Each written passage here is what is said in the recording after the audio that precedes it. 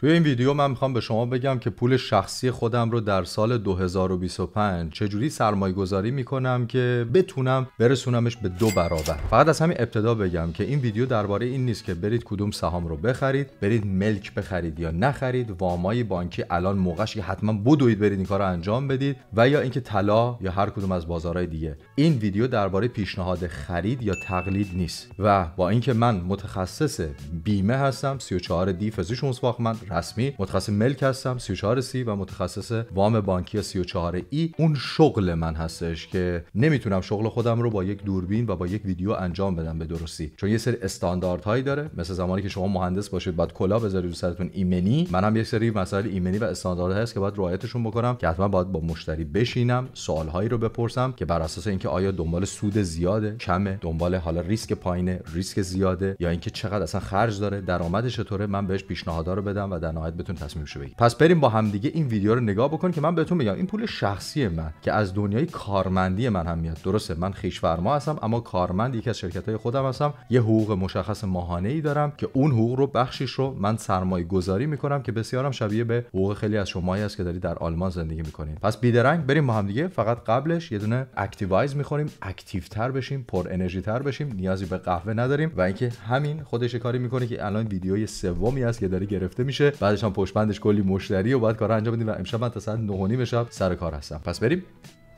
احوالتون چطوره دوستان؟ امیدوارم که مثل همیشه رو به جلو باشید و حال دلتون خوب باشه، جیبتون پر از پول باشه. سال 2025 سالی هستش که دوباره مثل خیلی از میتونم بگم سالهای گذشته، که بگم که از 5 سال پیش به صورت جدی شروع شد که من سرمایه گذاری رو انجام دادم. اولین سرمایه گذاری خودم که خرید یک ملک بود در آلمان و اون زمان سال 2021 من وایسادم پیش بی ام و کار کردن. بعد از آسپیلونگم فقط یه 3 تا لون آبقشنگ یا فیش حقوقی داشته باشم که بتونم اولین وام خودم رو بگیرم و اولین سرمایه گذاری من خرید ملک بود. اون زمان من ملک رو برای این گرفتم که خیلی ویدیوها رو نگاه میکردم. اون موقع من وبسایت یا بهتر بگم پیج یوتیوبی فینانس فلوس رو دنبال میکنم، خیلی مطالبش رو قبول دارم، دوست دارم. این پسرم حالا خوش تحصیل کرده و جالب اینجاست که دقیقاً شغلش هم در قدیم شغلی بودش که من دارم الان انجامش میدم. شاید منم دیگه فقط بشم یوتیوبر، اون شغل انجام ندم، بعید میدونم حتی اون روز برسه. و اینکه پیشنهاد داد در مورد حالا گفت و مزیتاشو گفت و بررسی‌ها رو انجام داد، روی نقشه آورد و من دیدم که منطق داره که از الان بخوام توی ملک سرمایه گذاری بکنم و این کار رو انجام دادم. و از اون موقع به بعد من سرمایه گذاری رو ادامه دادم با یک دیسیپلین مشخص و با یک رقم مشخصی که میدونستم اوکی من 3 تا صندوق دارم توی زندگیم، فرق نمیکنه میخواد 1000 یورو توی جیب من بیاد ماهانه، 3000 یورو بیاد، 10000 یورو بیاد، یا نمیدونم مثلا هر چقدری که هست. من 3 تا صندوق دارم به علاوه یک دونه صندوقی که اصلا به هیچ عنوان بهش دست نمیزنم. این صندوق آخر رو بهتون پیشنهاد میکنم تا آخر ویدیو رو نگاه بکنید، بهتون میگم و بهتون قول میدم اگر این صندوق رو برای خودتون درست کردید جادو میکنه تو زندگیتون و بعد از 1 سال میاد پایین ویدیو میرسید فریبرز این صندوق رو گفتی واقعا برای من جادو کرد. و این 3 تا صندوق دیگه چی هستش؟ خب مسلما یه صندوق که هزینه‌های زندگی جاری من هستن که من خرجایی دارم مثل اجاره خونه و حالا بگیم اینجور چیزا، بالاخره حال ماشین من که شرکت داره میده اما کسای دیگه حالا میتونه ماشینم جزش باشه. یه صندوق دیگه دارم که برای اشخاص من هست، عشق و حالم، سفر باشه، رفتن بیرون، غذا خوردن باشه و کلا تفریح. و مورد آخرم که سرمایه گذاری است، یک رقم مشخصی که 1% مشخصی که از درآمد من همیشه برای سرمایه گذاری و برای آینده میره. و ما میدونیم ما 2 جور پول داریم، یه پولی رو داریم که برای ما کار میکنه و یه پولی هم که ما داریم براش کار میکنیم. پولی که ما براش کار میکنیم معمولا پول کارمندیمونه، میریم سر کار، داریم زمانمون رو با پول داریم تعویض میکنیم. و یک پول دیگه هم هست که اون داره برای ما کار میکنه و هرچی قوی تر بشه داره به ما زمان بیشتری هدیه میده که ما بتونیم بریم حالا یا باهاش دوباره سرمایه گذاری بکنیم یا اینکه آزادی مالی داشته باشیم و توی خونه بمونیم، استراحت بکنیم و وقت بیشتری با خانواده‌مون بگذرونیم. فقط دوباره تاکید میکنم این ویدیو درباره این نیست که من بگم بیایید برید فلان سهام رو بخرید، فلان ملک رو بگیرید یا هر کدوم از اینا. اگر فردی رو میبینید که داره تو این ویدیو اینو بهتون میگه، به عنوان مثال یه آقایی هست، من تو اینستاگرامم حالا زیاد برای من نمیدونم چرا میاد، چون حالا تو حوزه مالی من کار میکنم، برای من تو ویدیوهاش میادش، جوونم هست، یه جای نزدیک امارات هم داره زندگی میکنه، یه کانال تلگرامی درست کرده، میگه بیایید فلان موقع فلان ارز دیجیتالی رو بخرید، توی اون ساعت من میدونم رشد قیمتی داره. بعد اون موقع سواله که چطوری این آقا اطلاع داره؟ مگه این آقا گوی شیشه‌ای داره میتونه همه اینا رو توش ببینه و بدونی که چه اتفاقی داره میفته؟ چیزی که نه وارن بافت نفر اول سرمایه گذاری در ملک سهام دنیا اینو میدونه و نه خود اون افرادی که دارن توی وال استریت کار میکنن، نه آقای ترامپ میدونه، نه هیچ کس دیگه. این پسر چطور اینو میدونه؟ و خیلی هم ساده است دونستنش. میدونی چطوری؟ خود اون شخص میره اون ارز رو میخره با یه قیمت بسیار ناچیزی و هر چقدر که افراد بیشتری رو جذب بکنه و بیان اون ارز رو بخرن، اون کورسش هی قیمتش میره بالاتر. منطق داره، درسته؟ و هر موقع که بدونه اون موقع میکشه بیرون پولای خودش رو به علاوه پولای دیگه مردم رو و اون آقا میلیونر میشه و کلی آدم دیگه شکست میخورن. و انقدرم حرفه این رو قشنگ انجام میدی کسی متوجه میشه که این آقا وارد شد که خارج شد. و میبینید خیلی از افراد و به شما پیشنهاد میدم تمام بیشتر این ویدیوها اگر به صورت حرفه‌ای انجام شده باشه و اصولی، نمیگه شما بیاید فلان سهام یا چیزی رو بخرید. نه، در نهایت شما باید بتونید درست یاد بگیرید، تحلیل بکنید. اما یک چیز خیلی مهمی هست، میگن که بهترین موقع سرمایه‌گذاری همین الانه. مهم اینه که فقط ما استارت رو بزنیم. فرق نمیکنه که آقا قیمت‌ها پایین باشه یا قیمت‌ها بالا باشه. مهم اینه که من با سرمایه‌گذاری استارت بزنم و سعی بکنم با یک دیسیپلین مشخصی این رو ادامهش بدم. حالا جلوتر حتما بهتون میگم. امروز درباره این بود که حالا من کدوم گزینه‌ها رو برای خودم دارم، میخوام در مورد خودم شخصی رو بگم. بریم جلوتر. و همونطور که بهتون گفتم من با ملک شروع کردم 5 سال پیش. از اون موقع تا الان چند ملک رو خریدم که اینا دارن کار خودشونو میکنن و تقریبا هم دیگه الان به کش فلوی مثبت رسیدم. یعنی تازه داره یک درآمدی رو میاره. اوایلش که شروع کردم این قشنگیه به نظرم خرید ملک هستش که شما رو مجبور میکنه یک پولی رو ماهانه بذارید کنار. اولش مجبورمون میکنه و اولش چون ما رو منفی میکنه اتوماتیک ما فکر نمی‌کنیم اوکی ما آدم پولداری شدیم الان و فکر می‌کنیم تازه اتفاقا یه چیزی هم داریم از دست میدیم و خرجای اضافه نمیتراشیم. اما خیلی از سرمایه‌گذاری‌ها مثل همین سرمایه‌گذاریه که خیلی از این افراد توی اینترنت قولشو میدن، میگن بیا اینقدر پولو بگیر بعد از 3 ماه به این پول میرسی. اینجور سرمایه‌گذاری‌ها معمولاً با باخت طرف مقابلی میشه که داره بهشون پیشنهاد رو میده و اینکه معمولاً این سرمایه‌گذاری این شکلی مثل ملک اول سخته، دردناکه، زیادم جذاب نیست، اما میاد جلوتر کار خودشو میکنه و یکی از حالا ملکای من حالا از توشون یکی دو تاشون رسیده به یک کش فلوی مثبت مشخصی. در مورد عددش نمیخوایم صحبت بکنیم، اما الان طوری شده که من میتونم بگم اوکی بهم زیاد فشار نمیاد، میتونم برم ملکای بیشتری رو بخرم. چون سال 2024 بیاد یک نگاه بهش بندازیم، سال 2024 یک هوک بهش بزنیم، برگشت بزنیم. سال 2024 برای سرمایه‌گذارها بسیار عالی بود. یعنی یه سالی بود، البته دلیلش هم مشخصه، 4 سال رو ما پشت سر گذاشتیم بعد از کرونا با اینکه همه فکر می‌کردن که بازارها میخوابه و برای همه بد میشه، توی اون سال کرونا بازارهای بورس منفجر شد و هر کسی که خرید کرده بود سود بسیار خوبی برد. و اینکه اومدیم جلوتر دوباره همون 4 سال چرخه هستش تکرار شد. حالا این سری به خاطر اومدن آقای ترامپ یه سری وعده وعیدات داده، بازار خیلی خوشبینه به اومدن آقای ترامپ، مثل کم کردن مالیات‌ها، مثل ایجاد تعرفه برای کالاهای خارجی و از اون طرف کالاهای آمریکایی میتونن حالا بیشتر بفروشن و ارزش شرکت‌های آمریکایی و بالاخص کلا بازارهای مالی بسیار رفت بالاتر. و اینکه به این صورت که میتونم بهتون میگم S&P 500 که 500 تا شرکت برتر آمریکا توی اون سبد سهام هستن مثل اپل و تسلا و خیلی شرکت‌های آمریکایی دیگه 27% سود کرد و این برخلاف اون همیشه بلند مدتیه که ما به مشتریای خودمون میگیم بین نزدیک به 12% شما روش محاسبه بکنید که به شما سالی 12% سود میده. همین الانم بهتون میگم اگر فکر کنید آقا فریورس من برم تو ایران خونه بخرم 2 برابر میشه 5 برابر میشه فلان، من با اون کاری ندارم. اصلا ما داریم در مورد کشور آلمان صحبت میکنیم که تورم 2% یا در مورد آمریکا و بقیه جاهای دنیا که 2% و اگر شما 12% سود بکنید 10% جلوتر هستید و خیلی بهتر از اینکه مردم پولشون رو برن بذارن توی بانک و بهتر است که توی بیان ETF ها بذارن. حالا جلوتر بهتون میگم دقیقاً ETF چی هستش. حالا میدونم حالا خیلیاتون میدونید پروفی هستید، من میخوام بگم کسایی که اصلا با این موضوع اطلاع ندارن چی هستش. و اینکه 27% سود کرد و خدا رو شکر میکنم. دقیقاً من 5 سال پیشم به خیلی از مشتریای خودم گفتم توی S&P 500 سرمایه گذاری کرده بودن و 27% داد. امسال باید نگاه بکنیم آقای ترامپ به وعده هایی که داده عمل میکنه و از همین الان داره بازار نشون میده که شل کرده، داره کرکتور میخوره، اصطلاحاً داره اصلاح میزنه بازار و داره قیمت ها میاد پایینتر.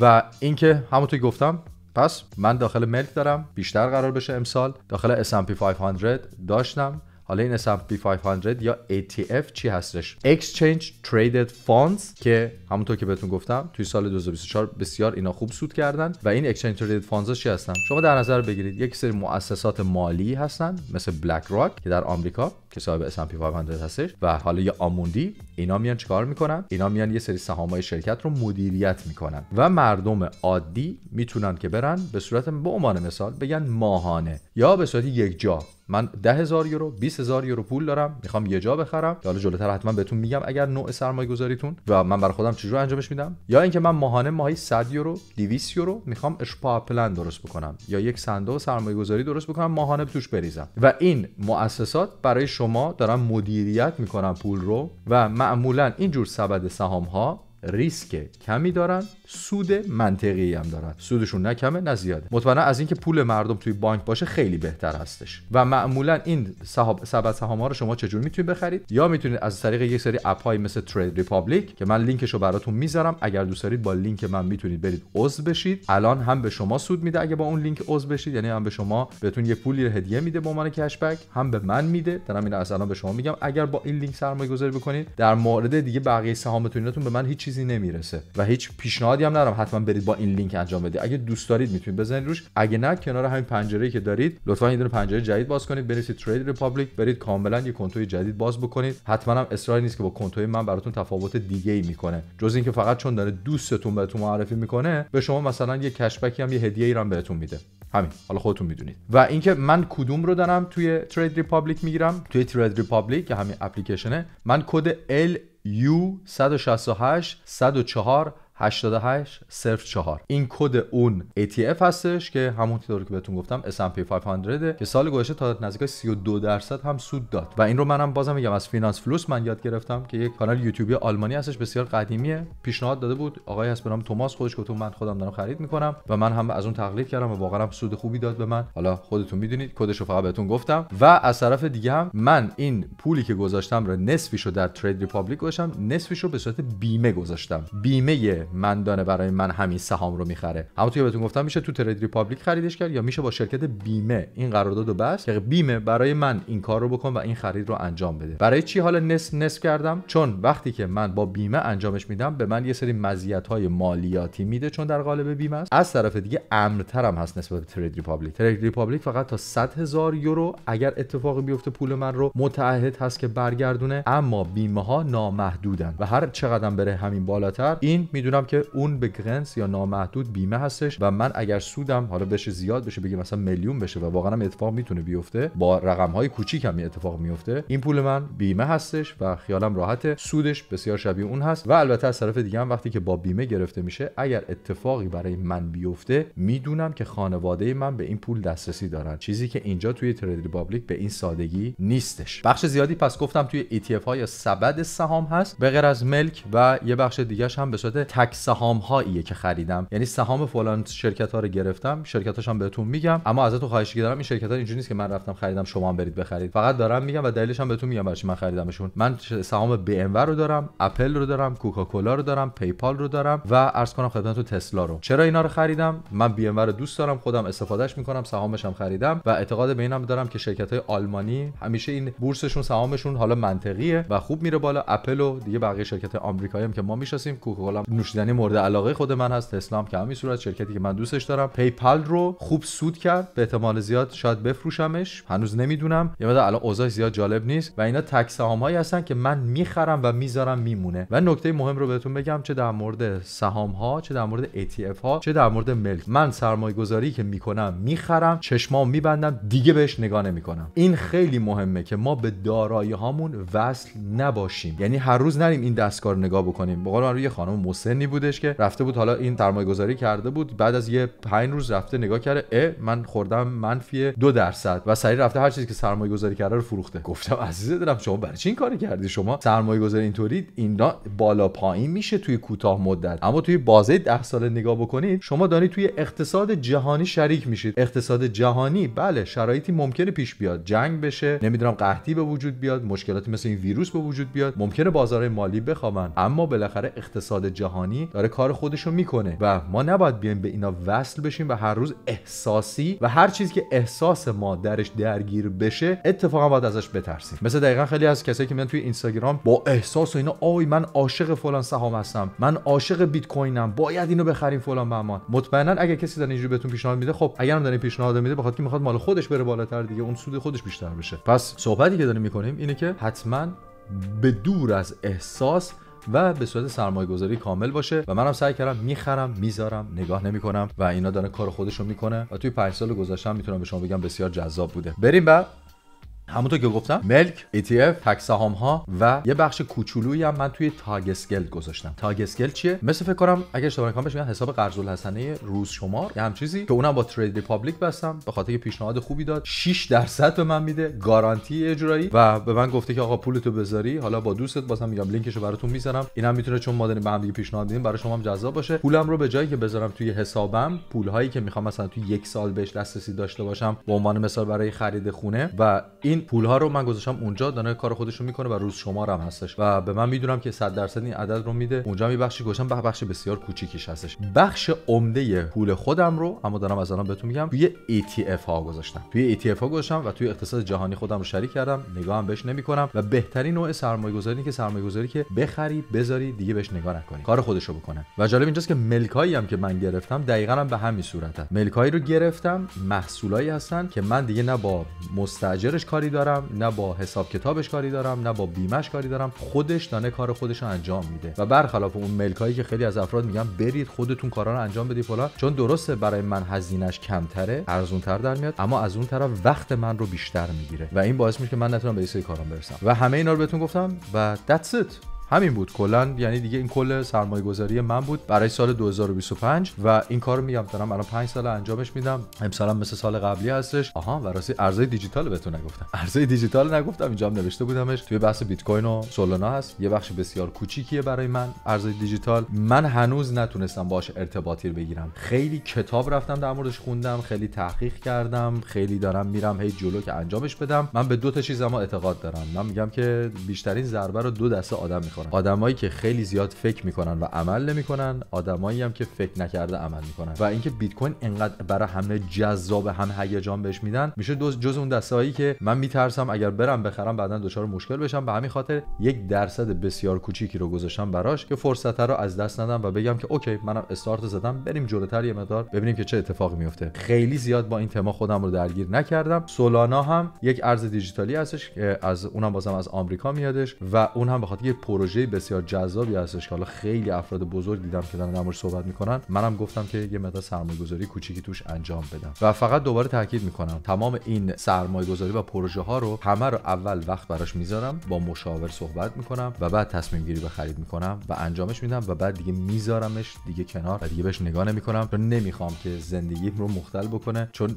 جالب برام همه میشن تریدر، صبح تا شب پای کامپیوتر و دنبال حالا این هستن که بخوان پولاشون رو عقب جلو بکنن و خیلی هم جالب میخوام به بقیه نشون بدن چجوری پولدار بشن، بعد خودشون پولاشون رو از دست میدن، پولای بقیه هم خراب میکنن. میدونید دیگه خودتون میخوام چیو بگم و پیشنهاد من فقط به شما همینه که حساب شده عمل بکنید و نگاه بکنید که چه چیزی جواب داده. برای افراد بزرگتر دیگه آیه وارن بافت رو نگاه بکنید، دیگه مرد شماره 1 سهام هستش، الان بخش زیادی از پولش رو نقد کرده و میگه من یهو وارد بازار نمیشم، من خورد وارد بازار میشم. و این چیزی بود که گفتم آخر سر میخوام بهتون بگم. دو تا نکته رو باید رعایت بکنید. بیاین تست بکنید. اگر الان مثلا 5000 یورو 10000 یورو یه پول بسیار زیادی الان توی خونتون دارید، توی حسابتون دارید و میخواید با سرمایه گذاری شروع بکنید، این رو من برای خودم باشم اینطوری میکنم. 5000 تا رو یهو سرمایه گذاری نمیکنم و مثلا میگم که من باید بتونم ماهی 200 یورو رو که بهم فشار نیاد سرمایه گذاری بکنم، برم جلوتر ببینم چطوریه. و من همیشه به مشتری خودم میگم مثل بدنسازی میمونه. شما مثلا کلی پودر و اینا هم تو خونه خریدی، اون نمیری که همه رو بخوری، یا آقا یواش یواش یه قاشق از هر کدومش میگیرم، مهمه که برم ورزش رو بکنم. و اینم میدونم برم یه 5 روز دمبل بزنم که سریع عضلات من گنده نمیشه که، مثلا وزنم که پایین نمیاد، زمان میبره تا اتفاق بیفته. سرمایه گذاری هم به همین صورته. و آخری هم که میخوام بهتون میگم، قبلش اکتیوایز رو بزنیم. آخرین نکته‌ای که میخوام به شما بگم در مورد مگنت پول هستش یا مغناطیس پول هست. این چیه؟ این رو به شما میگم، اما قول بدید انجامش بدید و خودتون بعد از مدت 3 ماه باور بکنید که اثرش رو میبینید. عجیب میشه براتون، جادو میکنه. من این رو از یکی از منتورهای خودم یاد گرفتم و برای خودم توی زندگیم که انجامش دادم واقعا اثراتش رو دیدم. یه بخشی از درآمدتون رو نزدیک به 10% رو داخل یک حساب بریزید و به اون حساب به هیچ عنوان دست نزنید. فریبرز یعنی چی؟